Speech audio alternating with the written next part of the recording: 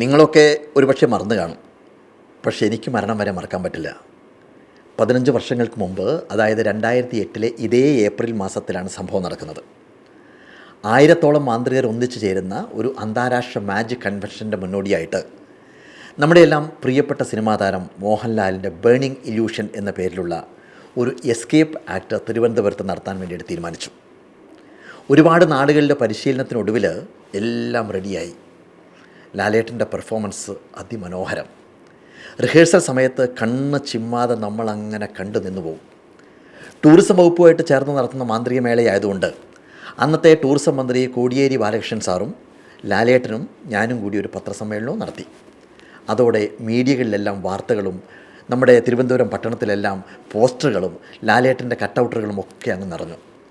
അപ്പോഴാണ് സംഗതികളെല്ലാം തകിടം മറിഞ്ഞത്. ഒരു മാന്ത്രികൻ കൊച്ചിയിൽ വെച്ചൊരു പത്രസമ്മേളനം നടത്തി. ലാലേട്ടന് അപകടം പറ്റുമെന്നും മരണം വരെ സംഭവിക്കാമെന്നും പറഞ്ഞ് അതിനെ അങ്ങ് പൊലിപ്പിച്ചു. ലാലേട്ടൻ ഫാൻസിനെയും സിനിമാ പ്രവർത്തകരെയും ഒക്കെ ഈ മാജിക്കിനെതിരെ ഇളക്കി വിട്ടു. പത്രത്തിലെല്ലാം വാർത്തകളോട് വാർത്തകളാണ്, ചാനലുകളിൽ മുഴുവൻ ചർച്ചകളോട് ചർച്ചകളാണ്. അക്കാലത്ത് മോഹൻലാൽ മാടമ്പി എന്ന സിനിമയുടെ ഷൂട്ടിങ്ങിനായിട്ട് ഒറ്റപ്പാലത്താണ്. ആകപ്പാടെ കൺഫ്യൂഷനോട് കൺഫ്യൂഷൻ. യഥാർത്ഥത്തിൽ ഈ മാജിക്കിനകത്ത് മോഹൻലാലും തീയും തമ്മിൽ അടുക്കുന്നതേ ഉണ്ടായിരുന്നില്ല. ഒരപകടത്തിനും ഒരു സാധ്യതയും ഉണ്ടായിരുന്നില്ല. അത്രമാത്രം ബുദ്ധിപരമായി ഡിസൈൻ ചെയ്ത ഒരു മാജിക്കായിരുന്നു അത്. പക്ഷേ മാജിക്കല്ലേ, രഹസ്യം തുറന്നു പറയാൻ പറ്റില്ലല്ലോ. അവിടെ ഞങ്ങൾ പെട്ടുപോയി. സംഭവം കൂടുതൽ വിവാദമായപ്പോൾ മുഖ്യമന്ത്രിയുടെ ഓഫീസിൽ നിന്നൊരു വിളി വന്നു, മാജിക്കിൽ നിന്ന് പിന്മാറണം. ഇനിയുള്ള ഭാഗമാണ് ഒരു മഹാനടനിൽ നിന്ന് ഞാൻ അന്ന് പഠിച്ച ജീവിതപാഠം. മാജിക് അക്കാദമിയുടെ മുന്നിലും ഒറ്റപ്പാലത്തെ ഷൂട്ടിംഗ് സ്ഥലത്തും മീഡിയ സംഘം മുഴുവൻ ഇങ്ങനെ കാത്തു നിൽക്കുകയാണ്. ഞാൻ അദ്ദേഹത്തെ വിളിച്ചു. അപ്പോൾ അദ്ദേഹം എന്നോട് പറഞ്ഞ വാക്കുകൾ ഞാൻ മറക്കില്ല. അദ്ദേഹം പറഞ്ഞു, ഒരിക്കലും ഞാനായിട്ട് അതിൽ നിന്ന് പിന്മാറുകയില്ല. താങ്കൾ പിന്മാറുകയാണെന്ന് അവിടെ അനൗൺസ് ചെയ്ത് ചാനലുകളിൽ സ്ക്രോളിംഗ് കണ്ട ശേഷം മാത്രമേ ഞാൻ പത്രക്കാരെ കാണുന്ന പ്രശ്നമേ ഉള്ളൂ എന്ന്. അങ്ങനെ അത് സംഭവിച്ചു.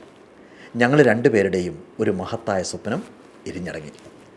അദ്ദേഹത്തിന് എന്നെ കുറ്റപ്പെടുത്താമായിരുന്നു. ഫാൻസിൻ്റെ നിർബന്ധത്തിന് വഴങ്ങിയിട്ട് പിന്മാറ്റം അദ്ദേഹത്തിന് തന്നെ പ്രഖ്യാപിക്കാമായിരുന്നു. പക്ഷേ ആ മനുഷ്യൻ്റെ മഹാമനസ്കതയ്ക്ക് മുമ്പിൽ ഞാൻ നമസ്കരിച്ചു പോയി. പരിപാടി നടക്കേണ്ടിയിരുന്ന ദിവസം, നടക്കേണ്ടിയിരുന്ന കൃത്യസമയത്ത് ലാലേട്ടൻ എന്നെ ഫോണിൽ വിളിച്ചു. ഒറ്റ ചോദ്യമേ അദ്ദേഹം എന്നോട് ചോദിച്ചുള്ളൂ, വിഷമമുണ്ടോ എന്ന്. ഞാൻ ആ സമയത്ത് നിയന്ത്രണം വിട്ട് പൊട്ടിക്കരഞ്ഞുപോയി. അന്ന് അദ്ദേഹത്തിന് വേണ്ടി ഡിസൈൻ ചെയ്ത ആ ഉപകരണങ്ങളെല്ലാം ഇപ്പോഴും അതുപോലെ സൂക്ഷിച്ചിട്ടുണ്ട്. എത്രമാത്രം അന്വേഷണങ്ങളും എത്രമാത്രം ചിന്തകളും എത്രമാത്രം കണ്ടെത്തലുകളും സാമ്പത്തിക ചെലവുകളുമൊക്കെയാണ് ആ മാജിക്കിൻ്റെ തയ്യാറെടുപ്പിന് വേണ്ടിയിട്ട് നടത്തിയെന്നറിയോ? ഒരു മഹാനടൻ്റെ എത്രമാത്രം വിലപ്പെട്ട സമയമാണ് അതിനുവേണ്ടി ചെലവഴിച്ചെന്നറിയോ? പക്ഷേ എല്ലാം അവസാനിപ്പിക്കാൻ ഒറ്റ നിമിഷം മാത്രമേ വേണ്ടി വന്നുള്ളൂ. എന്തും കെട്ടിപ്പടുക്കാനാണ് പണി, തകർക്കാൻ ഒരു നിമിഷം മതി.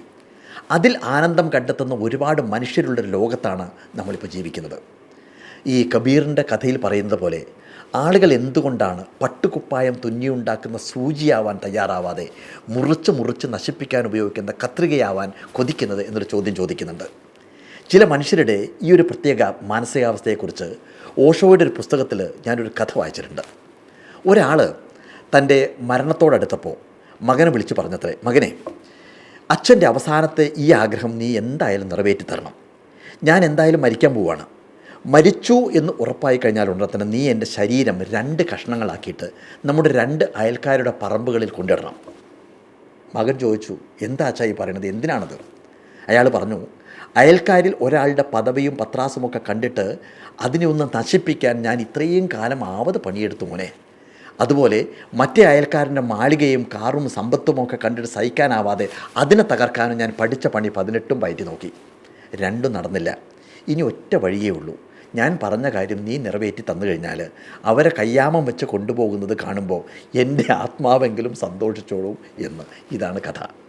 സ്നേഹിക്കാനും സഹായിക്കാനും വളർത്താനും ഉയർത്താനുമൊക്കെ മനസ്സുള്ള ഒരുപാട് നല്ല മനുഷ്യർ ജീവിക്കുന്ന നമ്മുടെ ചുറ്റുപാടുകളിൽ തന്നെ ഇങ്ങനെയുള്ള ചില ആളുകളും ഉള്ളൊരു ലോകത്താണ് നമ്മൾ ജീവിക്കുന്നത് എന്ന് മനസ്സിലാക്കുന്നതും നല്ലതാണ്. ജീവിതം ഒരു പാഠപുസ്തകം.